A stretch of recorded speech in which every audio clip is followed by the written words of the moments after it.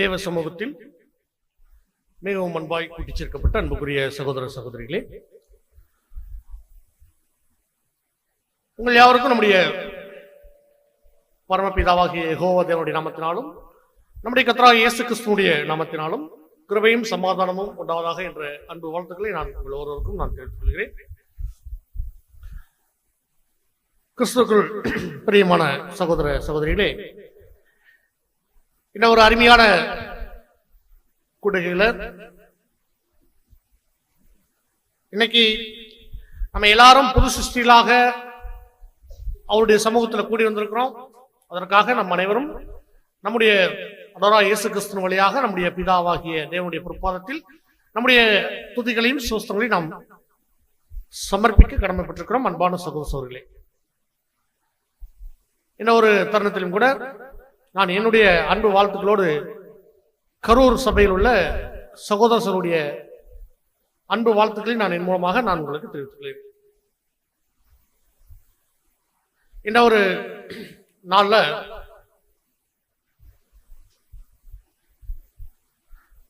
முதல் முறையாக உங்களை எல்லாம் நான் நேரடியாக சந்திச்சு இந்த ஒரு உங்களுடைய பரிசுத்த கூடுகையில நான் கலந்து கொள்ளும்படியாக தேவன் பாராட்டக்கூடிய இந்த ஒரு கிருபைக்காக நான் என்னுடைய தனிப்பட்ட நன்றிகளையும் துதிசோஸ்திரங்களையும் நான் தேவ சமூகத்தில் நான் எடுத்துக் கொள்கிறேன். அன்பான சகோதர சகோதரிகளே,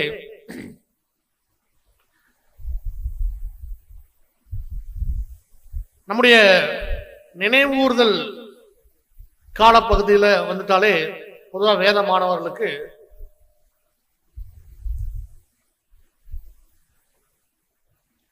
அவங்களுடைய சிந்தனை முழுவதுமாக எப்படி இருக்கும் அப்படின்னா, இயேசு கிறிஸ்துவனுடைய பாடுகளையும் அவருடைய அந்த பலி ஈடுபலி அவருடைய தாற்பயத்தையும் திரும்ப திரும்ப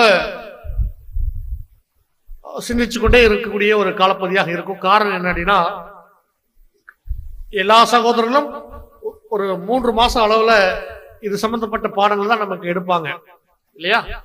நீங்களும் ஏதாவது பாடங்களை கேட்டா கூட இது சம்பந்தமா தான் பாடங்கள் கேட்பீங்க. காரணம் என்னன்னா, அந்த கர்த்தருடைய சிலுவை பாடுகளை குறித்துதான் நம்ம அதிக விதமான விஷயங்கள் அந்த கடைசி ஒரு வாரங்கள்ல அவர் பட்ட உபத்திரவங்கள்,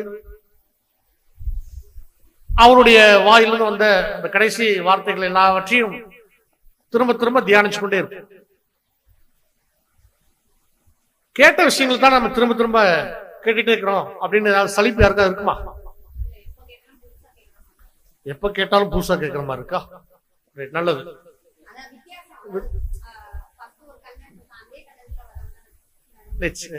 நிச்சயமா. அன்பான சகோதர சகோதரர்களே, சகோதரி சொன்னது அருமையான பதில், நல்ல வார்த்தை கூட. என்ன அப்படின்னா, தேவனுடைய வார்த்தைகள் அது விடியற்காலத்து வெளிச்சம். ஒவ்வொரு முறையும் நமக்கு கேட்கும் பொழுதும் அதிக வெளிச்சத்தோடு தான் தேவன் நமக்கு கொடுத்துட்டே இருக்கிறாங்க. அதுல மாற்றமே இல்லை இல்லையா? சரி, இன்னைக்கு நம்ம பாடம் பார்க்கிறோம். முதல் பாடமாக சகோதரர் அறிவிச்சோன்னமாக இந்த அவமானத்தை எண்ணாமல் சிலுவை சகித்தார் அப்படின்ற ஒரு தலைப்பில் நம்ம பாடத்தை பார்க்கிறோம். பாடத்திற்கு நாம் ஆதார வசனமாக எபிரேயர் 12ஆம் அதிகாரம் 2வது வசனத்தை வாசிக்கும்படியாக நான் கேட்டுக்கொள்கிறேன். உங்களை யாராவது வாசிக்கிறீங்களா? எபிரேயர் 12ஆம் அதிகாரம் 2ஆம் வசனம். அவர் தமக்கு முன் வைத்திருந்த சந்தோஷத்தின் பொருட்டு அவமானத்தை எண்ணாமல் சிலுவையை சகித்து தேவனுடைய சிங்காசனத்தின் வலது பாரிசத்தில் வீற்றிருக்கிறார். அப்போஸ்தலனாகிய பவுல் எபிரேயருக்கு எழுதும் பொழுது இந்த வார்த்தைகள் இப்படியாக சொல்றாங்க. எப்படின்னா, அவர் தமக்கு முன் வைத்திருந்த சந்தோஷத்தின் பொருட்டு அவமானத்தை எண்ணாமல் சிலுவையை சகித்து தேவனுடைய சிங்காசனத்தின் வலது பாரிசத்தில் வீற்றிருக்கிறார் அப்படின்னு சொல்லி அந்த வார்த்தையை நீங்க நல்லா கவனிக்கணும். நம்ம இந்த வசனத்தை தான் நம்ம ஆதாரமாக எடுத்து நீங்க நம்ம பாடத்தை பார்க்கணும். அவமானத்தை எண்ணாமல் சிலுவையை சகித்தார். அவமானம் என்னங்க?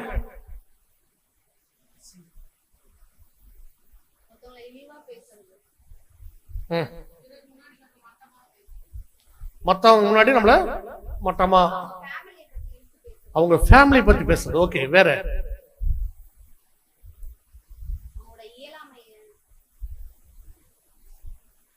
அவங்களுடைய இயலாமை பேசுறது, ஓகே, சூப்பர், அருமையான பதில்.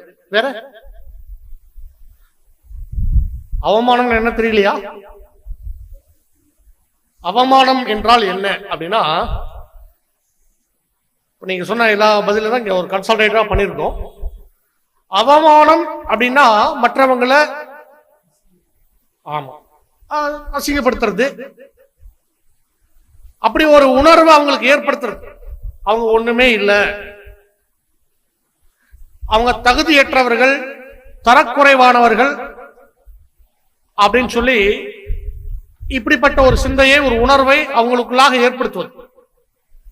மற்ற எல்லாருக்கும் ஒரு விதமான மரியாதை இருந்துச்சுன்னா, ஒரு பட்டியல ஒருத்தர் மரியாதை குறைவாவோ அல்லது மரியாதை இல்லாம நடத்தினா அது அவமானப்படுத்துறதாக சொல்லப்பட்டிருக்கு. அப்புறம் கேலி கிண்டல், அதன் மூலமாக அவங்கள என்ன பண்றதுன்னா ஒரு துன்பத்துக்கு, மன துன்பத்துக்கு ஆளாக்கும். இது எல்லாமே என்ன சொல்றாங்கன்னா டெபினிஷன்ஸ். எதனுடைய டெபினிஷன்? அவமானம் அப்படிங்கிற டெபினிஷன்ஸ். கவனிக்கிறீங்களா? சரி, இப்ப கேள்வி, நீங்க அவமானப்பட்டிருக்கீங்களா? பேச மாட்டேன்றீங்க. நீங்க நீங்க அவமானப்பட்டது உண்டா? என்ன இதெல்லாம் ஒரு கேள்வியா? அவமானம் நிறைய பட்டிருக்கிறோமே. உங்க அவமானத்தை சொல்லுங்களேன். அதெல்லாம் வெளியே சொல்ல முடியுமா? நிறைய அவமானப்பட்டிருக்கிறோம், ஆனா என்ன பண்ண முடியாது, வெளியே சொல்ல முடியாது. நம்முடைய அவமானத்தை வெளியே சொல்றதுக்கு ஒரு தயக்கம் இருக்கா? அடுத்த 1 மணி நேரம் ஒருத்தர் பட்ட அவமானத்தை பத்தி பேசுவோம். சரியா? கரெக்டா இருக்குமா? நீங்க என்னோட கேள்வி புரியுதா உங்களுக்கு? இல்ல நீங்க ஒருவேளை நான் முதல் முறையா வந்திருக்கனால இங்க பெரிய பெரிய ஜாம்பவான்கள்லாம் பாடங்கள் பேசுற இடத்துல ஒரு எளிய ஒரு மனுஷனை கொண்டு நிறுத்தி இருக்கிறீங்க, அதனால ஒரு மாதிரி இருக்கா? சரி, இல்லை எனக்கு எந்த ஒரு இதுவும் இல்லை.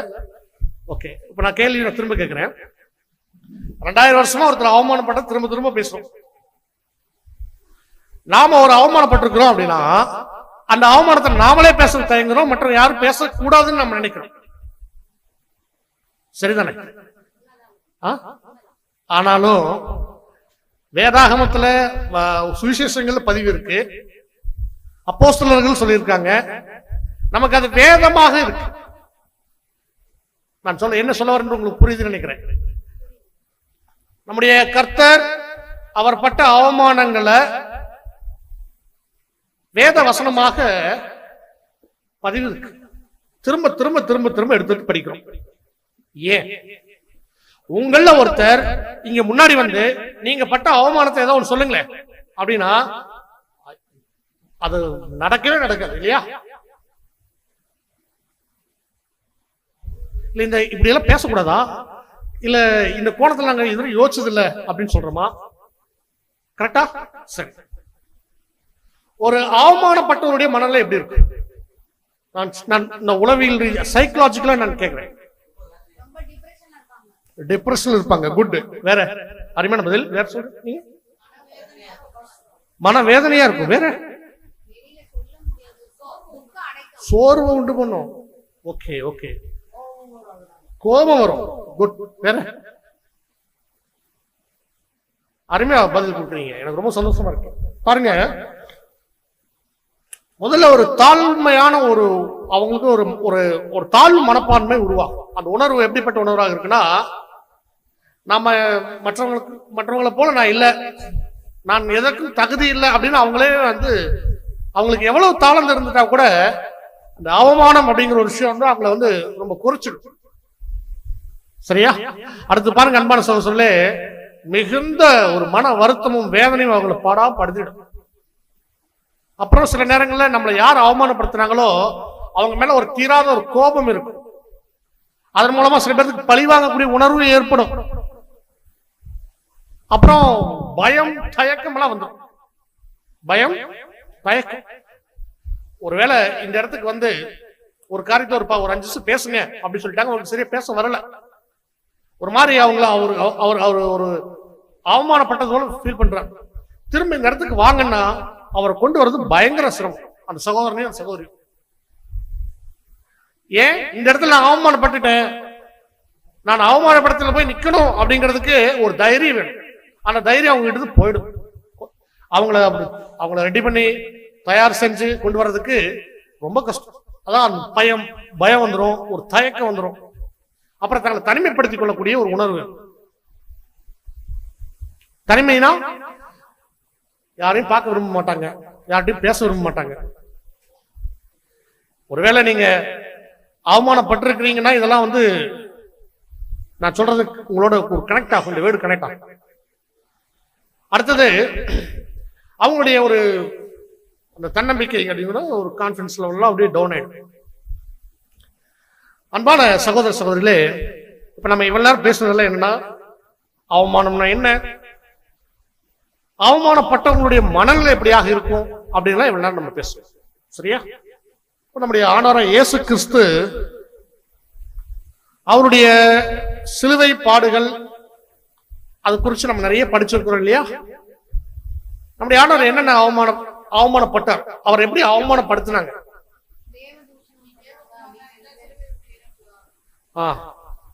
சொன்னாங்க, நீங்க தேவகுமாரன் தான் சிறுவிந்து இறங்கி வாங்க சொன்னாங்க. வேற தேவ தூஷணம், ஓகே குட், முடியலன்னு சொன்னாங்க. Correct, very good. கண்ணை கட்டிட்டு யார் அடிச்சான்னு சொல்லுன்றாங்க. ஓகே, வேற? ஆமா, முகத்துல எச்சில் துப்புறது. வேற?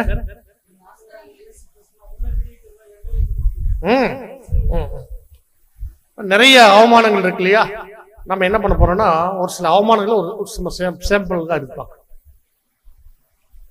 முகத்துல துப்புறது. வசனம் வாசிக்கலாமா? மத்தேயு 26ஆம் அதிகாரம் 67ஆம் வசனம். மத்தேயு எழுதின சுவிசேஷம் 26ஆம் அதிகாரம் வசனம் 67. அப்பொழுது அவருடைய முகத்தில் துப்பி அவரை குட்டினார்கள். சிலர் அவரை கன்னத்தில் அறைந்து. அவருடைய முகத்தில் துப்பி. அன்பான சகோதர சகோதரிகளே, முகத்துல துப்புறது அப்படின்னா அந்த எச்சில் துப்புறது இருக்கு இல்லையா? எவ்வளவு பெரிய மனுஷனா இருந்துட்டாலும், எவ்வளவு பெரிய ஒரு பொறுமைசாலியா இருந்தாலும், இந்த ஒரு விஷயத்துல அவங்க தன்னிலை அந்த கண்ட்ரோல் இழந்துருவாங்க. உதாரணமா பஸ்ல போறீங்க, உங்க முன்னாடி சீட்ல இருக்கிற ஒருத்தர் அப்படி வெளியே சும்மா தண்ணி தான் என்ன பண்றாருன்னா வெளியே ஊத்துற, மேல பட்டுருச்சு. நீங்க அது இது யாருன்னே தெரியாது, இருந்துச்சு, என்னங்க இப்படி எல்லாம் பண்றீங்க அப்படின்னு நம்ம என்ன பண்ணிடுவோம். அதே மாதிரி ஒரு மாதிரி அவர் எச்சு துப்பிட்டாரு, அது காத்துல அப்படி நம்ம மேல பட்டுருச்சு, தெரியாம பட்டிருக்கு. தாங்க முடியுமா? தாங்கவே முடியாது. அந்த இடத்துல இம்மிடியா ஏன் இப்படி பண்ணீங்க அப்படின்னு சொல்லி ஒரு கேள்வி அவங்களுக்கு கேட்டுருவோம். அப்படின்னா என்ன அப்படின்னா, நம்முடைய ஆண்டவர் அவர் மாமிசத்துல அநேக விஷயங்களை அவர் கட்டுப்படுத்தி கொண்டிருக்கிறார். அதுல ஒரு உச்சக்கட்ட சோதனையா தான் அவர் முகத்தை துப்புறது. எப்பேற்பட்ட மனுஷரையும் நீங்க அவங்க முகத்துல துப்பிட்டீங்க அப்படின்னா அது அவங்களால தாங்கவே முடியாது. எப்படியாவது அவங்களுடைய மாமிசம் வெளிப்பட்டு சட்டம் ரைஸ் ஆயிடுவாங்க. அந்த இடத்துல அவர் என்ன பண்ணல அப்படின்னா அவர் எந்த அளவுக்கு தன்னை அடக்கி அந்த மாமிசத்தை கட்டுப்படுத்தி இருப்பாருன்னு நீங்க ஒரு முறை யோசனை பண்ணலாம்.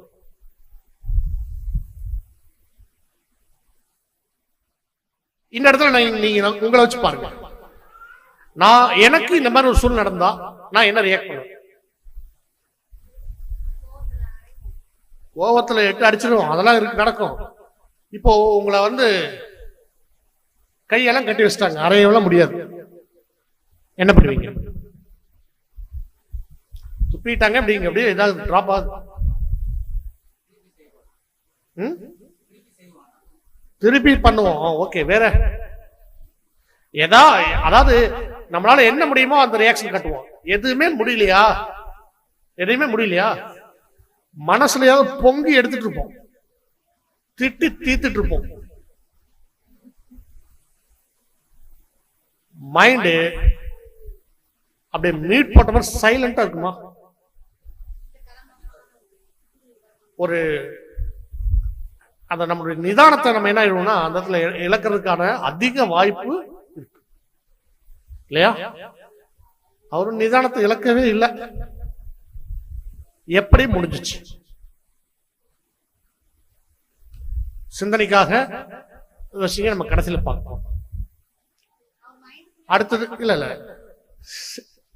ரிசீவ் பண்ணிக்கோங்க, ஓகேவா? நம்ம பார்க்கிறோம் எப்படி முடிஞ்சிச்சு அப்படின்னு. கணத்துல அடிச்சாங்க ஒரு சகோதரி, யார் சொன்னீங்க? தெரிஞ்ச வசன பகுதிகளாலதான் நான் உங்களுக்கு இதை குறித்து நான் எளிமையாவே சொல்லிட்டேன். வாசிக்கிறீங்களா? யோவான் 18:22.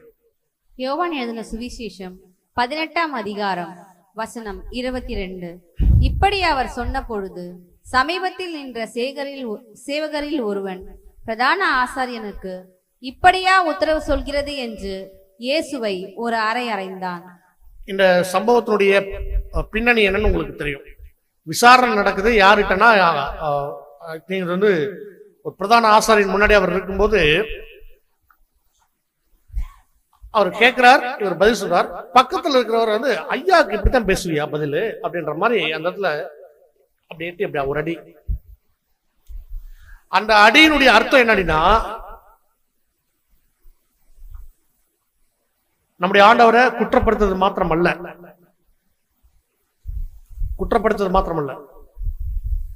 பிரதான ஆசாரியர் இடத்துல எப்படி பேசணும் எனக்கு தெரியலன்னு சொல்றாரு.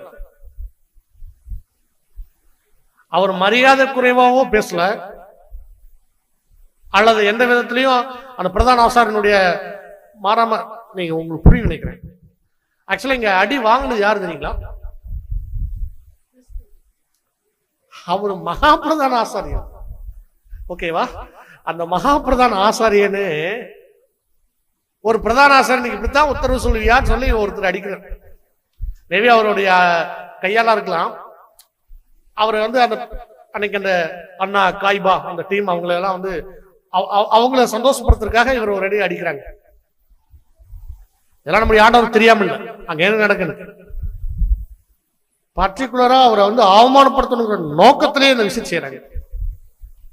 அடுத்தது ஏரோது முன்னாடி ஒரு மெனுக்கான வஸ்திரத்தை அவருக்கு உடுத்தினார்கள் சொல்லிட்டு வசன பகுதியை நீங்க வாசிக்கும் போது லூக்கா 23:12 வாசிங்க. லூக்கா 23ஆம் அதிகாரம் வசனம் 11. அப்பொழுது ஏரோது தன் போர் சேவகரோட கூட அவரை நிந்தித்து பரியாசம் பண்ணி மினுக்கான வஸ்திரத்தை அவருக்கு உடுத்தி அவரை திரும்ப பிலாத்துவினிடத்திற்கு அனுப்பினான். என்ன நடக்குது அப்படின்னா, ஏரோது பிலாத்து வந்து ஏரோது ஃபார்வர்ட் பண்ணுவார். ஆக்சுவலா ஏரோது யாரு?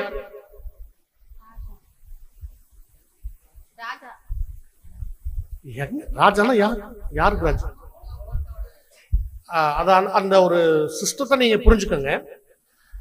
சமஸ்த இஸ்ரேல் தேசம் வந்து பல மாகாணங்களாக பிரிக்கப்பட்டிருந்துச்சு. யூதேயா மாகாணம்னா ஒரு ஸ்டேட். யூதேயா, அப்புறம் சமாரியா, கலிலேயா, இந்த மாதிரி இருந்துச்சு. யூதேயாவினுடைய அந்த ஸ்டேட்டுடைய கவர்னர் யாருன்னா பிலாத்து. சமாரியாவுடைய கவர்னர் யாருன்னா இந்த மாதிரி ஏரோது, அவங்களுடைய தம்பி பிலாத்து, அவங்க எல்லாம் ஒவ்வொரு பகுதி. இப்ப ஏரோதும் பிலாத்தும் வந்து அவங்களிடத்துல ஒரு மனச்சங்கடம் இருக்கும், அதான் அவங்களுக்கு ஒரு பிரச்சனை இருக்கும். காரணம் என்னன்னா, ஏரோது வந்து ஒரு நல்ல நாலேஜ் பர்சன். அவருக்கு ஒரு சின்ன நிலப்பரப்புல கவர்னரா கொடுத்திருப்பாங்க போஸ்டிங். யூதேயா பெரிய இடம். பிலாத்து ஒரு நியூலி அப்பாயிண்டட், அனுபவம், அட்மினிஸ்ட்ரேஷன்ல அனுபவம் இல்லாத ஒரு கவர்னர் பிலாத்து. அதுதான் உங்களுக்குள்ள. பிலாத்துக்கு வந்து யூதேயா அவ்வளவு, அதாவது உங்களுக்கு புரியணும்னா, தமிழ்நாட்டுக்கு ஒரு கவர்னர், பாண்டிச்சேரி கவர்னர், இதுல யாருக்கு பெரிய போஸ்டா நீங்க ஃபீல் பண்ணுவீங்க? தமிழ்நாடு. ஏன்னா பெரிய நிலப்பரப்புக்கு ஒரு கவர்னர். அந்த மாதிரிதான் வந்து இப்ப ஏரோது வந்து அங்க என்ன, ஏரோதுக்கு அங்க என்ன வேலை? யூதேயாக்குள்ள அங்க ஜெருசலேம்ல என்னன்னா பஸ்கா பண்டிகைக்கு அவர் வந்திருக்கிறாங்க. இப்போ ஒரு கெஸ்ட் ஹவுஸ் மாதிரி இருப்பாங்க. ஒரு எப்படி ஒரு பண்டிகைக்கு ஒரு திருவிழாவுக்கு பக்கத்து டிஸ்ட்ரிக்ட்ல இருந்து போலீஸ் அவங்க டீம்ல வருவாங்க இல்லையா, அந்த மாதிரி கவர்னர் யார் வந்திருக்காங்கன்னா ஏரோது வந்திருக்கிறாங்க. அந்த விசேஷ நாட்கள்ல வரி அதிகமா நடக்கும், பந்தோபஸ்து, இந்த மாதிரியான விஷயங்கள் நிறைய இருக்கும் இல்லையா? அப்ப ஏரோது அங்க இருக்கும்போது ஏரோது அங்க வந்திருக்கிறார். ஒரு மேபி ஒரு வேலை ஒரு அவங்களுக்கு அந்த ஒரு கெஸ்ட் ஹவுஸ் மாதிரிலாம் இருக்கும் இல்லையா, கவர்மெண்ட் கெஸ்ட் ஹவுஸ் மாதிரி, அந்த மாதிரி இடத்துல தான் வந்து என்ன பண்றாரு, பிலாத்து இங்க இருந்து என்ன பண்றாருன்னா ஏரோதுக்கு அனுப்புறாரு. நீங்க ஏரோதுக்கு பிலாத்து அனுப்புறான்னு சொன்னோன்னா நீங்க எப்படி தவறா புரிஞ்சு கூடாதுன்னா, இங்க இருந்து பக்கத்து ஸ்டேட்டுக்கு அனுப்பிச்சு வந்தாருன்னா அது ஒரு 3-4 நாள் பயண தூரம் ஆயிடும் இல்லையா? அன்னைக்கே அவங்க வந்திருக்கிறார். இதெல்லாம் நீங்க நான் சொல்ற தகவல் எல்லாம் ரீபிரின்ஸ் ரிசல்ட் அவங்க கொடுத்திருக்கக்கூடிய தகவல் நான் உங்களுக்கு ஒரு சுருக்கமா நான் சொல்லிட்டேன். இந்த ஏரோது மேல நம்முடைய ஆண்டவருக்கு வந்து ஒரு நன்மதிப்பு இருக்காது. நன்மதிப்பின் மீன்ஸ் என்னன்னா, அவரு ஒரு விபச்சாரக்காரர் அப்படின்றது எல்லாத்துக்குமே தெரியும். அது வந்து யோவான் என்ன பண்ணாருன்னா அதை பகிரங்கப்படுத்தி இருந்தார் இல்லையா? பட் இந்த ஏரோது வந்து நம்முடைய ஆண்டவர் எப்படி இது ரொம்ப நினைச்சிருந்தாருன்னா, அவர் வந்து ஒரு மேஜிக் பண்றவரு. அதான் நம்முடைய கர்த்தர் செய்யக்கூடிய அற்புத அடையாளங்களையும் அவர் இந்த சுகமாக்கக்கூடிய விஷயங்கள் எல்லாத்தையும் ஏதோ ஒரு மேஜிக் தெரிஞ்சவராட்டு இருக்கு அப்படின்னு மாதிரி உன்னை பயங்கரமா பெருசா பேசுறாங்களேப்பா, எனக்கு ஒரு மேஜிக் பண்ணி காட்டு. அந்த மாதிரி ரொம்ப நம்முடைய ஆண்டவர் ரொம்ப அற்பமா நினைச்சிட்டார். அதுதான் அங்க நிந்தித்து பரியாசம் பண்ண. உன்னை ராஜான்னு சொல்றாங்க, ராஜானா எப்படியா இருக்குது அப்படின்னு சொல்லி ஒரு ட்ரெஸ்ஸை போட்டு விட்டு அவர் என்ன பண்றது, உதாரணமா இங்க ஒரு சகோதரரை நம்ம பெரிய ஆளாச்சே, பெரிய ஆள்ல இந்த ட்ரெஸ் போடக்கூடாதுன்னு அவருக்கு ஒரு பொருந்தாத ஒரு கோட் இருக்கு இல்லையா, கோட் போட்டு நீங்க இப்பதான் மேனேஜர் மாதிரி இருக்கீங்க அப்படின்னு எல்லாரும் அவருக்கு கோட் போட்டு சிரிச்சா இருக்கும். ஒரு மாதிரி இந்த தமாஸ் கோமாளி மாதிரி நடத்துறது. மினுக்கான வஸ்திரத்தை அவருக்கு உடுத்தி அவர் அவமானப்படுத்தும். ராஜானா இப்படிதான் இருக்கணும் அப்படின்னு அதை போட்டு எல்லாம் ட்ரெஸ் போடு. ஆக்சுவலா என்ன அங்க நடந்திருக்குன்னா, இவருக்காக வந்து ஏதோ ட்ரெஸ் எல்லாம் கொடுத்துருக்கிறாரு அப்படிலாம் இல்ல. உங்களுக்கு புரிய நினைக்கிறேன். அடுத்தது பாருங்க, கண்ணை கட்டிட்டு அடிச்சுட்டு யார் அடிச்சான்னு சொல்லுன்றாங்க. லூக்கா 22 வாசிங்க. லூக்கா 22 அதிகாரம் வசனம் 64. அவருடைய கண்களை கட்டி அவருடைய முகத்தில் அறைந்து, உன்னை அடித்தவன் யார், அதை ஞான திருஷ்டியினால் சொல் என்று அவரை கேட்டதும் அன்றி. கண்ணை கட்டி அவர் அடிச்சாங்க, யார் அடிச்சான்னு தெரியாது அவருக்கு அந்த வல்லமை இல்லையா? இருக்குல்ல. ஆனா அங்க என்ன நடக்குதுன்றது நம்முடைய ஆண்டவருக்கு புரியாம இல்ல. அவர் வந்து ஒரு என்ன சொல்றதுன்னா, அவரை வச்சு விளையாண்டு இருக்க ஒரு புரியுற மாதிரி சொல்லணும்னா, இந்த மாதிரி ஒரு சின்ன ஒரு குழந்தை இருக்கு, அப்படியே வீட்டுல விளையாண்டுட்டு இருக்கு. அவங்க அம்மா வந்து கிச்சன்ல கொஞ்சம் பிஸியா இருந்துட்டாங்க. அப்படியே அந்த தெருவுக்கு போயிடுச்சு. அந்த தெருவுல வந்து ஒரு 20-30 நாய்கள் இருக்கு, தெரு நாய்கள். அந்த குழந்தைய பிடிச்சு கடிக்குது. ஒன்னு அப்படியே கையை பிடிச்சு கடிக்குது, ஒன்னு கழுத்து பிடிச்சி காதை பிடிச்சிருக்குது, ட்ரெஸ் பிடிச்சிருக்குது. அந்த காட்சி உங்களால் இமேஜின் பண்ண முடியுதா? உங்களுடைய குழந்தை இப்படி தெருநாயிட்ட மாட்டிடுச்சு. கிட்டத்தட்ட அந்த மாதிரிதான் இங்க சூழல். அவரை வச்சு ஒரு அந்த இடத்துல வந்து ஒரு கவர்னர் மாளிகையில அவரு கவர்னர் இடத்துல குறைஞ்ச ஒரு 100 போலீஸாவது இருப்பாங்க இல்லையா?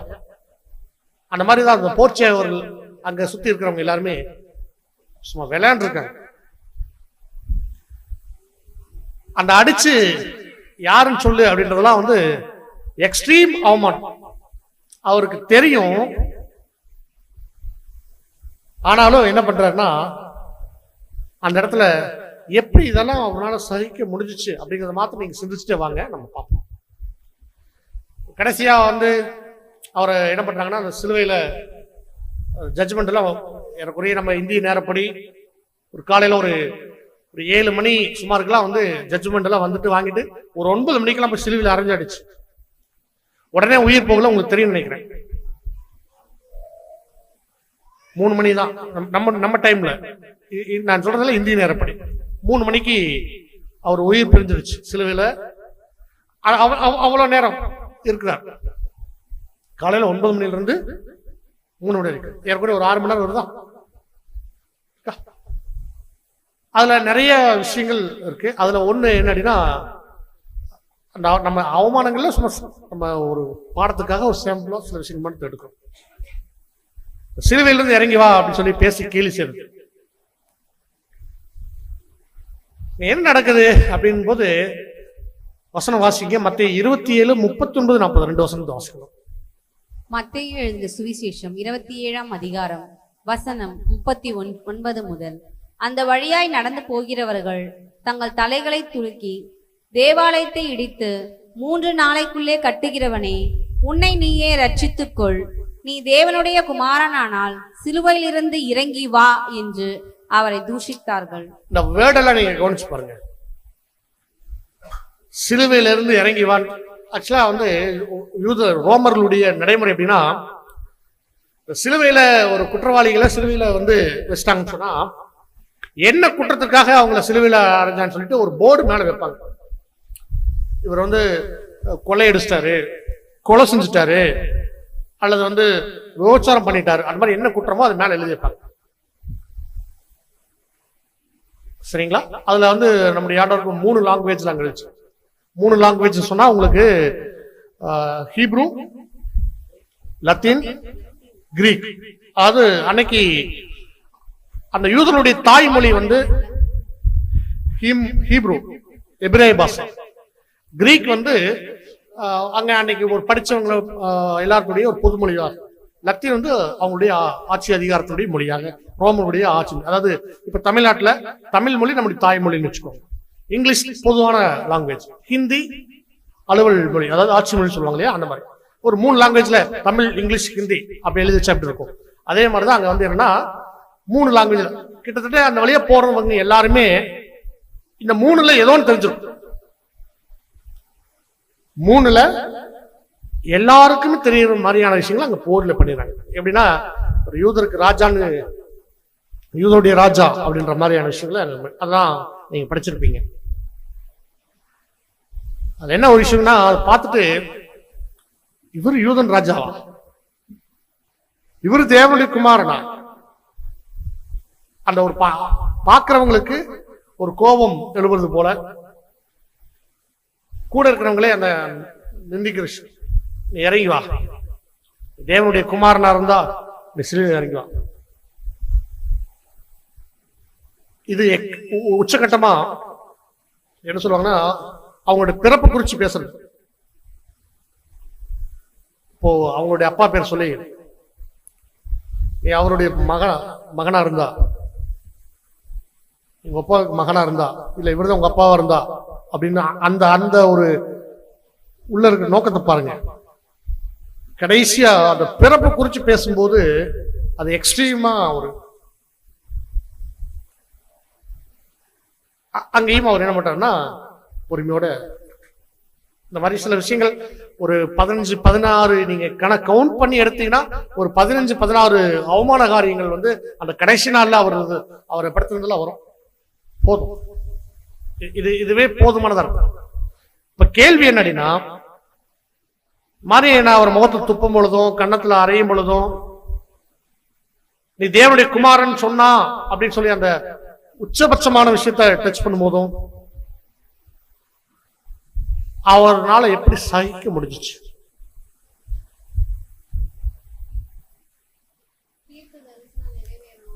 தீர்க்க தரிசனங்கள் நிறைவேறணுமா? Okay, good. அதுதான் பாயிண்ட். அதுதான் நம்ம இங்க சொல்ல வர்றோம். இந்த பாடமும் அதுக்காகத்தான். அவர் என்ன இந்த வசனத்தை நீங்க இப்ப நல்லா கவனிச்சு பாருங்க.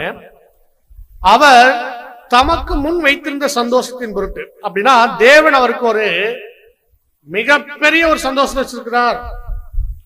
அந்த சந்தோஷத்தை நினைக்கும் போது இதெல்லாம் ஒரு அவமானமே இல்லை தேவனுடைய பார்வையில. அவருக்கு, கிறிஸ்துவுக்கு இதெல்லாம் ஒரு அவமானமே இல்லை. இதெல்லாம் ஒரு அவமானமே இல்லைன்னா மீன்ஸ்னா இது ஒரு பெரிய விஷயம் இல்லை. இதெல்லாம் வந்து அப்படியே தொடச்சிட்டு போயிட்டே இருக்கிறது, அது மைண்டுக்குள்ளே கொண்டு போறது. அதனாலதான் வந்து இதை செய்ய முடிஞ்சிச்சு. இன்னைக்கு ஜெயிச்சிட்டாரு, ஜெயிச்சு சிங்காசனத்தில் இருக்க. இஆர்வில இது ரொம்ப அழகா இருக்கும். நீங்க இஆர்வி டிரான்ஸ்லேஷன்ல ஒரு முறை வாசிக்கிறீங்களா? அவர் சிலுவையில் துன்புற்று மரணம் அடைந்தார், ஆனால் சிலுவையின் அவமானத்தை பொருட்படுத்தாமல் சிலுவையின் துன்பங்களை அவர் ஏற்றுக்கொண்டார். தேவன் அவருக்கு முன்னால் வைக்க போகிற மகிழ்ச்சிக்காகவே இத்தனையும் ஏற்றுக்கொண்டார். எனவே இப்பொழுது அவர் தேவனுடைய வலது புறத்தில் வீற்றிருக்கிறார். நம்முடைய ஆண்டவர் இயேசு கிறிஸ்துவுக்கு தேவன் பின்னாடி கொடுக்கக்கூடிய அந்த ஆசீர்வாதத்தை குறிச்ச தெளிவு அவருக்கு இருந்துச்சு. கவனிக்கிறீங்களா? அன்பான சகோதரர்களே, அடுத்த 5 நிமிஷம் உங்களுடைய கவனம் சிதறக்கூடாது. சரியா? அடுத்த 5 நிமிஷம் நீங்க நல்லா கவனிக்கணும். நம்முடைய ஆண்டவராகிய இயேசு கிறிஸ்துவுக்கு நாம என்ன நிலையை அடைய போறோம்ன்றது தெளிவு அவருக்கு இருந்துச்சு. அதனாலதான் அவர் சிலுவையை சகிக்க முடிஞ்சிச்சு. அவருடைய சிங்காசனம் எங்க கிடைக்க போகுது அப்படின்னா பிதாவுடைய சிங்காசனத்துக்கு தான் போக போறன்ற அவருக்கு தெளிவு அவருக்கு இருந்துச்சு. அப்போ என்ன பண்றாருன்னா ஒரு கம்பேர் பண்றாரு. இந்த அவமானத்துல நம்ம பெருசா நினைச்சா நான் போக வேண்டிய இடத்துக்கு போக முடியுமா அப்படிங்கிற நினைச்சேன். அன்பான சகோதரர்களே, நாம என்ன ஆக போறோம், தேவன் நமக்கு முன்னாடி என்ன வச்சிருக்கிறார் அப்படின்றது நமக்கு தெரியுமா? நல்லா கவனிங்க. திரும்ப ஒரு முறை கேள்வியை நான் சொல்றேன். நம்முடைய ஆண்டவராகிய இயேசு கிறிஸ்துவுக்கு நல்லா தெரியும் தேவன் அவருக்கு என்ன வச்சிருக்கிறாருன்னு. அதை பெற்றுக்கொள்றது மாத்திரம்தான் அவருடைய ஒரே இலக்கா இருந்துச்சு. இப்ப நமக்கும் தெரியணும் நமக்கு என்ன தேவன் வச்சிருக்கிறார். அதேதான் கிறிஸ்து ஜெயம் கொண்டு பிதாவினுடைய சிங்காசனம் இருக்கிறது போல நாம எல்லாரும் ஜெயம் கொண்டோம்னா நாம யாருடைய சிங்காசனம் போறோம்னா கிறிஸ்துடைய சிங்காசனம். இப்ப நமக்கு ஒரு சிங்காசனம் இருக்குதுங்க. நமக்கு சிங்காசனம் இருக்குதுன்னா அந்த நினைப்பு நம்ம மண்டையில இருக்குன்னா அவமானத்தை நாம் எப்படி எண்ணுவோம்? அவமானத்தை பொருட்படுத்த கூடாது. கம்ப்ளீட் பண்ணுங்க. ஆனா நம்ம அவமானத்தை பொருட்படுத்துறோமா இல்லையா? அவமானம் நம்மளை பாதிக்குதா இல்லையா? அவமானத்தினால் நம்ம சோர்வடைகிறோமா இல்லையா? கவனிங்க. அவமானத்தினால் நம்ம சோர்வடையும் போதும் அவமானத்தினால நாம ஒரு டவுன் ஆகும் போதும் நம்ம அடைய வேண்டிய இலக்கை அடையாம அவமானப்படுத்தினா நீங்க அவமானத்துல துவண்டு போறீங்கன்னு சொன்னா சாத்தானுக்கு அருமையான ஒரு ரூட் போட்டு கொடுத்துட்டீங்க. இவர்களை அவமானப்படுத்தினா வீட்டு விட்டு வெளியே வரவே மாட்டாங்க. அப்படின்னா உங்களை டெய்லி அவமானப்படுத்துறதுக்கு நிறைய விஷயம் வச்சிருப்பாங்க. நமக்கு தெரியணும் நம்ம இந்த உலகத்துல அவமானம் அப்படின்னு சொல்லி சில விஷயங்கள் இருக்கு இல்லையா? அது பெரிய விஷயமா? தேவன் நமக்கு முன்னாடி வச்சிருக்கிறது பெரிய விஷயம். அதை தெளிவு நமக்கு இருக்கணும். சோ ரிசல்ட் சொல்லும் போது எப்படி அவரால் முடிஞ்சது, எப்படி நம்முடைய ஆண்டவரால் இது முடிஞ்சது அப்படிங்கும் போது அவர் சொல்றாங்க ரீபன்ஸ் நம்பர் 2467 பேரா 5 அதுல அந்த தமிழ் இருக்கிறது வாசிங்க சார். முதல்ல இருக்கிற வாசிங்க. பிதாவின் நோக்கங்களை நிறைவேற்றுவதோடும் பிதாவை பிரியப்படுத்துவதோடும் ஒப்பிடும்பொழுது அவமானம் அவரது பார்வையில் ஒன்றுமில்லை. அவமானம் அவரது பார்வையில் ஒன்றுமே இல்லை. அவமானம் யாருக்கு பெருசுனா இந்த உலகத்தில் இருக்கக்கூடிய உலக ஜனங்களுக்கு தான் பெருசு. ஒரு நாமினல் கிறிஸ்துவர்கள், ஒருவேளை நீங்க ஒரு பேர் கிறிஸ்துவராக இருந்தீங்கன்னா உங்களுக்கு அவமானம் ரொம்ப பெருசா இருக்கும். புது சிருஷ்டியா இருந்தீங்கன்னா அவமானம் உங்களுக்கு ஒரு பெரிய விஷயமாவே இருக்கக்கூடாது. அதோட ஒரு கோல்டன் வேர்டு எழுதுறீங்களா? ரீபிட்ஸ் நம்பர் 2035 அதுல அவர் சொல்றாரு கிரீடத்திற்கு அவர் செல்லும் பாதை வெட்கக்கேடான சிலுவையின் வழியாகும். way to the crown was the way of the shameful cross. இதை நான் இப்படி சொல்லவா? வேதமானவர்கள நீங்க உண்மையான பைபிள் ஸ்டூடெண்ட்ஸா இருந்தா, உங்களுக்குள்ள தேவனுடைய ஆவி பூர்ணமாக இருக்குன்னா, மான, ரோசம், வெக்கம் இதெல்லாம் நீங்க உங்களுக்கு இருக்கவே கூடாது. என்ன பிரதர் இப்படி சொல்றீங்க? இந்த சூடு, சொரணை, வெக்கம், மானம் இதை பத்தி எல்லாம் பேசுவாங்க இல்லையா? இதெல்லாம் யாருக்கு இருக்கும் அப்படின்னா உலக ஜனங்களுக்கு தான் இருக்கும். ஒருவேளை நீங்க நான் மானத்திலையும் வீரத்திலையும் எனக்கு மானம் தாண்டா முக்கியம் அப்படின்னு இருக்கிறீங்களா, உங்களை அவமானப்படுத்துறது எளிது. இந்த உங்களுடைய இலக்கை அடைய விடாம தடுக்கிறது ரொம்ப ஈஸி. இந்த எக்லிஷால ஒரு சகோதரி ஒருத்தர் இருக்காங்க. அவங்க ஒரு வெச்சமா நம்ம கிளீன் பண்ணிட்டு இருக்காங்க. சும்மா தட்டு சாப்பிட்ட தட்டுல கிளீன் பண்ணிட்டு இருக்காங்க. அவங்கள ஒரு சின்ன ஒரு வார்த்தை சொல்லி அவமானப்படுத்திட்டா அடுத்த வாரம் அவங்க எக்லிஷா வரமாட்டாங்க.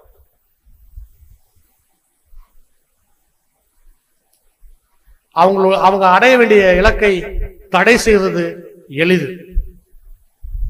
ஏன்? அவங்க அவமானத்தை என்ன ஒரு பொருட்டா நினைக்கிறாங்க. அவமானம் உங்களுக்கு பெரிய விஷயமா இருக்கு. சரி, இப்ப பச்சுக்கோ. தேவனுடைய பார்வையில எது அவமானம்? உங்க முகத்துல யார காரி துப்புறது,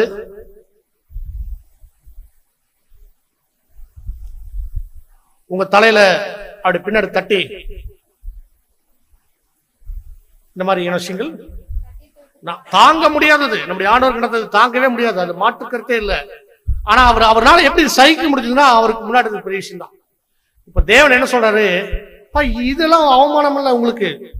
தேவனுடைய பிள்ளைகளுக்கு எது அவமானம் அப்படின்னு சொன்னா, தேவன் எதை அவமானமா பாக்குறாருன்னா, தேவனுடைய வார்த்தைக்கு நீங்க கீழ்ப்படியாம இருக்கீங்களா, அது அவமானம். தேவனை மறுதலிக்கக்கூடிய சூழ்நிலை உங்க வாழ்க்கையில் ஏற்படுதா, அது பெருத்த அவமானம். எல்லாத்துக்கும் மேல பாவத்திலிருந்து மனம் திரும்பாம இருக்கிறீங்களா, நீங்க பண்ண தவறு உணரவே இல்லையா, அது அவமானம். ஒரு வசனம் வாசிக்கலாமா? சகோதரி இப்ப வசனம் வாசிப்பாங்க. எல்லாரும் வசனத்தை நல்லா கவனிக்கணும். நீதிமொழிகள் 13ஆம் அதிகாரம் 18ஆம் வசனம். ERV டிரான்ஸ்லேஷன்ல நம்ம தமிழ்ல வாசிக்க போறோம். வாசிங்க. நீதிமொழிகள் 13ஆம் அதிகாரம் வசனம் 18. ஒருவன் தன் தவறுகளில் இருந்து பாடம் கற்றுக்கொள்ள மறுத்தால் அவன் ஏழையாகவும் அவமானத்துக்குரியானாகவும் இருப்பான். அன்பான சகோதர சகோதரிகளே, ஒருவன் தன் தவறுகளில் இருந்து பாடம் கற்றுக்கொள்ளவில்லை. ஒரு தவறு நடக்கிறது, இந்த ஒரு அறியாமையில ஒரு தவறு நடக்குது. அந்த தவறிலிருந்து, அந்த தவறு அவங்களுக்கு உணர்த்தப்பட்டு, அந்த தவறு பண்ணின தவறிலிருந்து, பாவத்திலிருந்து அது எந்த ஒரு பாடம் கத்துக்காம அதிலிருந்து ஒரு மனம் திரும்பவே அவங்க தயாரா இல்லைன்னா அது பெருத்த அவமானம். இப்ப இப்படி நான் உனக்கு கேள்வி இருக்கிறேன். தேவனுடைய பார்வையில எது அவமானம்னா, தேவனுடைய வார்த்தைகளுக்கு கீழ்ப்படியாம இருக்கிறது அவமானம். தேவனுடைய வார்த்தைகளுக்கு கீழ்ப்படியாம நம்ம இருக்கிறோமா இல்லையா? ஒரு வார்த்தை ஏதோ சொல்லுங்க, ஏதாவது ஒரு வசனம் சொல்லுங்க. எவ்வளவோ வசனங்கள் இதை செய்யுங்கன்னு சொல்லியிருக்கு. நம்ம அதை என்னங்க, பொய் சொல்லாதிருங்கன்னு சொல்லியிருக்கு. பொய் சொல்லாம இருக்கிறோமா? வாயை திறந்தா பொய் தானே. கோவப்படாதீங்கன்னு சொல்லியிருக்கு, கோவப்படுறோமே. இதெல்லாம் நமக்கு அவமானமா தெரியல. இதுக்குதான் நம்ம அவமானப்படணும். என் தேவன் என்னிடத்துல பொய் பேசாதீங்கன்னு சொல்லியிருக்கிறார். மூப்பருக்கு கீழ்ப்படியுங்கள் அப்படின்னு சொல்லப்பட்டிருக்கு. மூப்பருக்கு கீழ்ப்படியுமா? கீழ்ப்படியுதுன்னு என்னன்னு தெரியாது எனக்கு. கீழ்ப்படியுது என்ன சொல்லுங்க.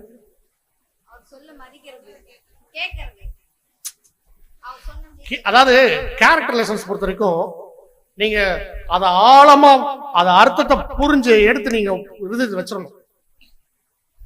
என்னன்னு தெரியல, நம்ம எப்படி செய்வோம்? கீழ்ப்படுதல் என்ன? கீழ்ப்படுதல் அப்படின்னா, எனக்கு ஒரு விருப்பம் இருக்கும், எங்க அப்பா அம்மாவுக்கு ஒரு விருப்பம் இருக்கும். என்னுடைய விருப்பம் அதை நான் பெருசு நினைக்காம அதை அப்படியே தூரமா ஒதுக்கிட்டு எங்க அப்பா அம்மா சொல்றதுக்கு நான் கீழ்ப்படிதல், அது பெற்றோருக்கு கீழ்ப்படிதல். அன்பான சகோதரர்களே, கீழ்ப்படிதல் என்னன்னு தெரிஞ்சுக்குவோம். எனக்கு ஒரு விருப்பம் இருக்கு, என்னுடைய கணவனுக்கு ஒரு விருப்பம் இருக்கு. என்னுடைய விருப்பத்தை நான் செய்யாம என்னுடைய கணவனுடைய விருப்பத்தை செஞ்சனா கணவனுக்கு கீழ்ப்படிதல் அர்த்தம். எனக்கு ஒரு விருப்பம் இருக்கு, சபையினுடைய மூப்பர்களுக்கு ஒரு விருப்பம் இருக்கு. என்னுடைய விருப்பத்தை நான் செயல்படுத்தக்கூடாது, அதை செய்யக்கூடாது. அவர் மூப்பருடைய விருப்பத்தை செஞ்சனா மூப்பருக்கு கீழ்ப்படிதல். எனக்கு ஒரு விருப்பம் இருக்கு, தேவனுக்கு ஒரு விருப்பம் இருக்கு. என்னுடைய விருப்பத்தை நான் செய்யாம தேவனுடைய விருப்பத்தை நான் எப்ப செய்யறணும், அப்பதான் நான் தேவனுக்கு கீழ்ப்படிதல். கீழ்ப்படிதல்னா என்ன அப்படின்னா இதுதான் கீழ்ப்படிதல்.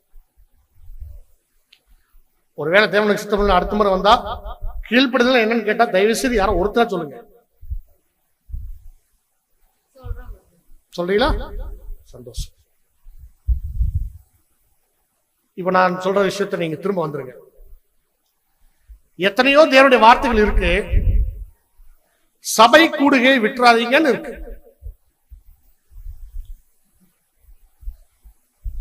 நம்ம ஒரு மீட்டிங் மிஸ் பண்றோம், அது எனக்கு அவமானமாவே தெரியல. என்னுடைய மனசாட்சி என்ன, அது எனக்கு கொஸ்டின் பண்ணவே இல்லை, எனக்கு குத்தவே இல்லை. அவமானப்படணும் மீன்ஸ் என்னடினா, எப்படி உங்க முகத்துல ஒருத்தர் காரி துப்புனாங்கனோ நம்ம எப்படி கூனி குறுகி இருப்போமோ அந்த ஒரு சூழல், அந்த உணர்வு தேவனுடைய வார்த்தைக்கு கீழ்ப்படியாத போது இருக்கணுங்க. அன்பான சகோதரர்களே, இப்ப நம்ம பாடத்துல ஆரம்பத்துல கேட்ட கேள்வியை இப்ப நான் உங்களுக்கு வைக்கிறேன். நம்முடைய ஆண்டவர் இயேசு கிறிஸ்துனால எப்படி இது முடிஞ்சது? இந்த அவமானத்தை எப்படி சகிக்க முடிஞ்சிச்சு? இந்த அவமானத்தை பொருட்டாக எப்படி எண்ணாம இருக்க முடிஞ்சிச்சு அப்படின்ற கேள்வியை இப்ப நான் உங்கள்கிட்ட கேட்டேன்னா நீங்க சொல்லுவீங்க நிச்சயமா. ஏன்னா அவருக்கு நல்லா தெரியும் இது ஒரு பெரிய விஷயமே இல்லை. உலகத்தாருக்கு வேணா இது பெரிய விஷயமா இருக்கும், எனக்கு இது ஒரு பெரிய விஷயமே இல்லைன்னு அவருக்கு சொல்லுவார். அந்த மாதிரி நாமளும் இருக்கும். காரணம் ஏன் அப்படின்னா, நாமளும் கிறிஸ்துவ பின்பற்றக்கூடிய அந்த சீசத்துவத்தில் நம்ம இருக்கிறோம். சிலுவையை சுமந்துட்டு அவரை பின்னாடி போகிறோம். நாமளும் சிலுவை சுமக்கணும். நம்ம கையிலே ஒரு சிலுவை கொடுக்கப்பட்டிருக்கு. நீங்க அவமானத்தை எண்ணீங்கன்னா நீங்க சிலுவையினுடைய பாடுகளை நீங்க சகிக்கவே முடியாது.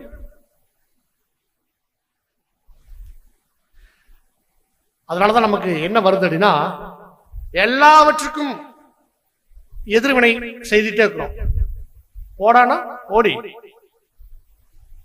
அறிவு இருக்குதா, உனக்கு அறிவு இருக்குதா, இப்படி எல்லாம் பேசினா தான் என்ன ஆகுது, அது யாருக்கு? பெரியவங்களுக்கு இல்ல, சின்ன பிள்ளைகள் இருந்தே இருக்குது. அவங்க யாரை பார்த்து பழகுறாங்க? அப்பா அம்மா பார்த்து பழகுறாங்க, வேற எங்கேயும் பழகல. அப்புறம் இப்படி பேசிட்டாங்கன்னு அந்த குழந்தை எடுத்து அடிப்பாங்க. பெற்றோர் எப்படி இருக்காங்களோ அதை அப்படியே அதோட அவங்க போட்ட விதை தானே. சரியா? நீங்க அவரை போட்டிருக்கீங்க, அவர் தானே முளைக்கும். நீங்க என்ன போட்டீங்களோ அதாங்க விளையும். நாம என்ன விதை போட்டிருக்கிறது தெரியல. நீங்க நல்ல கிறிஸ்தவ குணலட்சணங்களை நீங்க வாழ்ந்தீங்கன்னா உங்க பிள்ளைகள் உங்களை போலவே உங்களுடைய எண்ணத்தின் பிரதிபலிப்பா வளரும். இங்க எல்லாவற்றுக்கும் ஒரு எதிர்வினை ஒண்ணு இருக்குது. அதை செய்யாம இருக்கிறது தான் கிறிஸ்துவ குணலட்சணம். வாட் இஸ் கிறிஸ்டியன் கேரக்டர் அப்படின்னு சொன்னா, இந்த உலகம் அதனுடைய போக்குல போயிட்டு இருக்குது. அதனுடைய போக்குல போகாம இயற்கையாக உங்க உடம்புல ஒரு விஷயம் நடக்குது இல்லைங்களா, அதற்கு எதிராக நீங்க போராடி தடுத்து நிறுத்துறதுக்கு பேர் தான் கேரக்டர். புரியலையா? திரும்ப ஒரு முறை சொல்லட்டுங்களா? அதாவது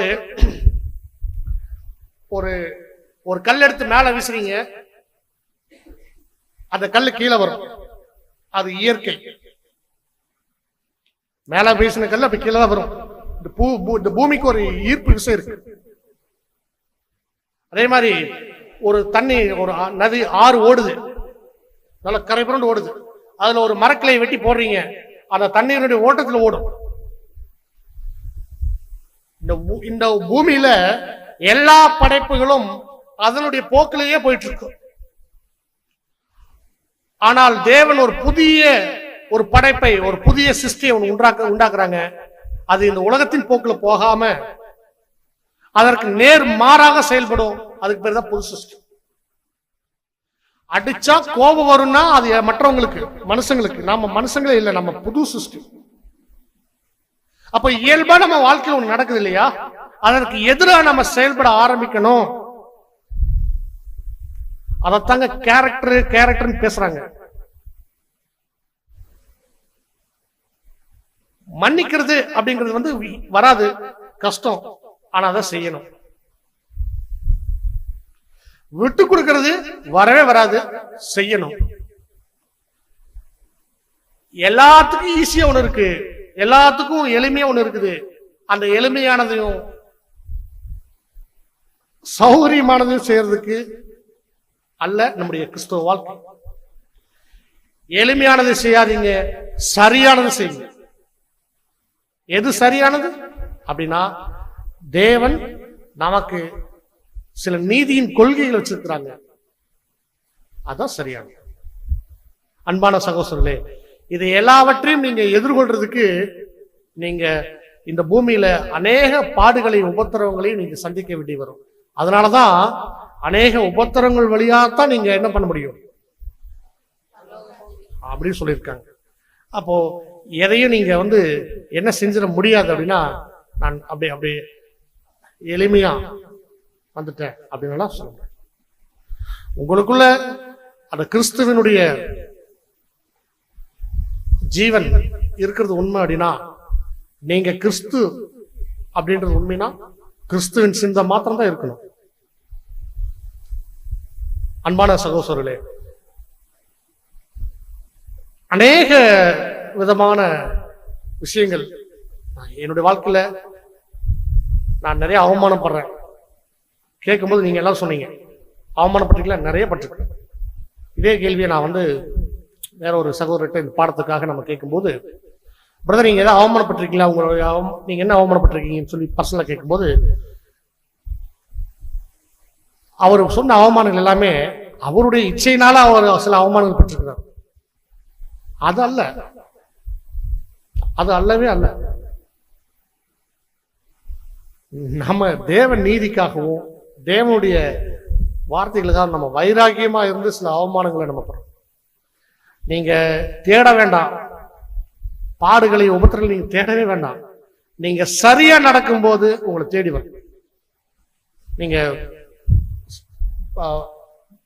என்ன சொல்றாங்க அப்படின்னா, பிரதர் ரசல் அவங்க ஒரு ரீபன்ஸ் ஆர்டிக்கல்ல, அது இப்போ சமீபத்தில் கூட தாவீதுடைய வாழ்க்கை அப்படிங்கிற ஒரு படத்துல கூட அந்த பாயிண்ட் நம்ம, தாவீது மேல சவுலுக்கு என்னங்க அப்படி ஒரு பொறாம, ஏன் அப்படி ஈட்டு எடுத்து வீசுறாரு அப்படிங்கும்போது அந்த இடத்துல ஒரு பிரதர் ஒரு எக்ஸ்பிரஷன் கொடுத்து வந்துட்டு இருக்கார். சரியா இருந்தா தவறா இருக்கிறவங்களுக்கு, சரியா இருக்கிறவங்களுக்கு கோவம் வரத்தான் செய்யும். அப்ப அவங்க என்ன பண்ணாங்க, துன்புறுத்துறாங்க. சரியா, நாம சரியா இருந்தா நம்ம மேல தவறா இருக்கு, அதுன்னு இவர் மட்டும் கரெக்ட், அது அவங்களால ஏத்துக்கவே முடியாது. நீங்க ஒரு நீதியின் பாதையில நீங்க நடக்கிறீங்க அப்படின்னா அநீதியானவர்களுக்கு அது தாங்கவே முடியாது. ஆனா தேவன் எப்படிப்பட்டவர்னா, நீங்க படக்கூடிய ஒவ்வொரு அவமானத்திற்கும் இரட்டிப்பான ஆசீர்வாதத்தை வச்சிருக்காருங்க. அன்பான சகோதரர்களே, ஏசாயா 61:7 வாசிங்க. ஏசாயா 61ஆம் அதிகாரம் வசனம் 7.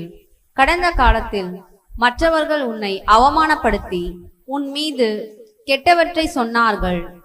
மற்ற எந்த ஜனங்களையும் விட நீ மிகுதியாக அவமானப்பட்டாய். எனவே 2 மடங்கு மிகுதியாக பெறுவாய். நீ என்றென்றைக்கு மகிழ்ச்சியாய் பெறுவாய். ஆமாங்க அன்பான சகோதரர்களே, ஒரே ஒரு விஷயத்தை மாத்திரம் நம்ம கடைசியா சொல்லி நம்ம பாடத்தை நம்ம நிறைவு செய்யலாம். நமக்கு ஏற்படக்கூடிய எந்த விதமான அசௌகரியங்களுக்கும் நிந்தைகளுக்கும் அவமானங்களுக்கும் நாம எதிர்வினை ஆற்ற வேண்டாம். தீமைக்கு தீமை, உதாசீனத்துக்கு உதாசீனம் வேண்டாம். ஏன்னா தேவன் சொல்றாங்க, பழி வாங்குவது எனக்குரியது, நானே பதில் செய்வேன் அப்படின்னா என்னன்னு உங்களுக்கு புரியுதுன்னு நினைக்கிறேன். இன்னைக்கு என்ன பிரச்சனைனா, இந்த கடைசி நாட்கள்ல இந்த பழி வாங்கக்கூடிய உணர்வு நமக்குள்ளாக அதிகமாக ஏற்பட்டு கொண்டே இருக்கு.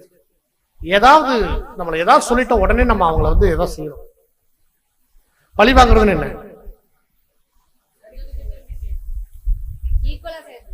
ஏன் தேவன் அதை நம்மளை செய்ய வேண்டாம்? நான் பார்த்துக்கிறேன், நீங்க அமைதியார். குட், சரியான பதில் சகோதரி, ரொம்ப சந்தோஷமா. என்ன விஷயம் தெரியுங்களா? நமக்கு சரியா பழி வாங்க தெரியாதுன்னு அர்த்தம். என்னங்க சொல்றீங்க? ஆமா, நாம பழி வாங்கணும்னா அந்த ரெண்டு பேருக்கு இருக்கக்கூடிய பகை இன்னும் மேலும் மேலும் பகையாகிட்டு அங்க ஒரு சமாதானம் ஏற்படாது. ஆனால் தேவன் பழி வாங்குறாருன்னா ரெண்டு பேர்த்தையும் ஒரு சமாதானமான விஷயங்கள் கொண்டு வந்து, ரெண்டு பேரும் இவர்களுடைய இருதயத்துக்கு ஏற்ற மனுஷனாங்க இவரையும், இவருடைய இருதயத்துக்கு ஏற்ற மனுஷனாங்க இவரையும் கொண்டு வந்து நிறுத்திடுவார். ஒருவேளை நமக்கு சத்ரு உருவாறாங்களா? சத்ருனா உங்களுக்கு எதிரடியா செயல்படுறவங்க, உங்களுக்கு எதிராக பேசுறவங்க. என்னடா நம்ம எதுக்கு சொல்லுவோம், அவங்க இப்படி பேசிட்டே இருக்காங்களே, நான் என்ன செஞ்ச பிரதர், நான் என்ன பண்ணா அந்த சிஸ்டருக்கு எனக்கு பிடிக்கவே மாட்டேங்குது, நான் என்ன வேலை செஞ்சாலும் ஏதாவது குறை சொல்லிட்டே இருக்காங்க பிரதர், அவர் என்ன பண்ணாலும் அந்த பிரதர் எனக்கு சொல்லிட்டே இருக்காரு. இந்த மாதிரியான ஒரு இருக்கு. திரும்ப நம்ம எதை செய்யணும் அப்படின்னு என்ன வந்துச்சுன்னா அது ரொம்ப ரொம்ப தவறு. இந்த பழி வாங்குற உணர்வு நம்ம கிட்ட நிறைய உருவாகிட்டே இருக்கு, நாளுக்கு நாள் அதிகமாயிட்டே இருக்கு. அல்லது நாம பழி வாங்கினாலும் வேற யாராவது பழி வாங்குறாங்க, அதுல சந்தோஷப்பட்டுக்கிறது. உன் சத்ரு விழும் பொழுது சந்தோஷப்படாத, உன்னுடைய இருதயம் கலிகூறாது இருப்பதாக. எவ்வளவு அருமையான வார்த்தைகள் பாருங்க. அன்பான சகோதர சகோதரிகளே, தேவன் பழி வாங்கக்கூடிய விதமே வேற. ரெண்டு பேர்த்துக்கு ஒரு மனத்தாங்களா, அந்த ரெண்டு பேரையும் அழகா ஒரு புதுசா அப்படியே மாத்தி கொண்டு நிறுத்துறார். அவங்களுடைய சிந்தை மாற்றப்பட்டிருக்கும். ஏன்னா நம்ம அவசரப்பட்டுறோம், எனக்காக நாம இறங்கி செய்யறது இல்லை. நமக்கு ஒரு பிரச்சனை, உடனே நாம இறங்கிறோம். நாம இறங்க வேண்டாம், நமக்காக தேவன் வருவார், செய்வார். அவசரம், நமக்கு எல்லாத்துக்கும் அவசரம். நம்ம மேல நமக்கு இருக்கிற அக்கறை விட நம்ம மேல நம்முடைய தேவனுக்கு அதிக அக்கறை இருக்கு. கிறிஸ்து அப்படின்ற கரு நமக்குள்ள இருக்கு. அதனால அவர் அதிக அக்கறையோட பிரயாசம் நம்ம பார்க்கலாம். நாம இன்வால்வ் பண்ணி அந்த வேலையை செய்ய ஸ்டார்ட் பண்ணிட்டோம்னா தேவன் இறங்குறதே இல்லை, அவர் ஒதுங்கிறார். இப்ப நீங்க முடிவு பண்ணுங்க, எந்த விஷயமா இருந்தாலும் நாம நமக்காக செய்யணுமா, நமக்காக தேவன் செய்யணுமாங்கிறத முடிவு பண்ணுங்க. அப்ப எப்படி இருக்குன்னா, இந்த அவமானங்கள், இந்த கவலைகள், கஷ்டங்கள், துன்பங்கள், அதெல்லாம் ஒரு பெரிய விஷயமாவே இருக்கு. அப்படி ஒருவேளை உங்களுக்கு வரும்போது நீங்க கிறிஸ்துவ நினைச்சுக்கொள்ளுங்க. அவர் எப்படி அவரால் முடிஞ்சது அப்படின்னா, தேவன் அவருக்கு வச்சுக்க சந்தோஷம். ரொம்ப சிம்பிளான விஷயம். இந்த பூமியில எவ்வளவு வருஷம் வாழ்ந்துரும்? 70 வருஷம், 100 வருஷம் கூட வச்சுக்கோங்க. அந்த 100 வருஷத்துல கஷ்டப்படுற காலப்பகுதி ஒரு 10 வருஷம் வச்சுக்கலாமா? சரி, நீங்க சபையாயிட்டீங்க, எவ்வளவு வருஷம் நீங்க தேவனோட கிறிஸ்துவோடும் இருப்பீங்க? அந்த காலப்பகுதியும் அங்கிருந்து அப்படியே இந்த ஒரு 30 வருஷத்தை பாருங்க, ஒண்ணுமே ஒரு புள்ளி கூட இல்லை. கரெக்டா? அதனால இக்காலத்து பாடுகள் இனி வரக்கூடிய மகிமைக்கு ஒப்பிடத்தக்கவைகள் அல்லன்னு சொல்லி பவுல் சொல்றார். அன்பான சகோதரர்களே, நம்ம பாடத்தை நிறைவு செய்யறோம். Presentation over. நம்ம சொல்ல வர விஷயங்கள் உங்களுக்கு என்னன்னு கன்வே ஆயிடுக்கும் நான் விசுவாசிக்கிறேன். தேவனுடைய கிருபையில அந்த ஒரு அருமையான ஒரு நல்வாய்ப்பை ஏற்படுத்தி கொடுத்த பிதாவாகி தேவனுக்கும், தலையாகி கிறிஸ்துவுக்கும், சபையாகிய சரீர அங்கங்கள் உங்களை நன்றி கூறி விடைபெறுகிறேன். தேவநாமம் கிறிஸ்து மூலம் மகிமைப்படுவதாக. ஆமென்.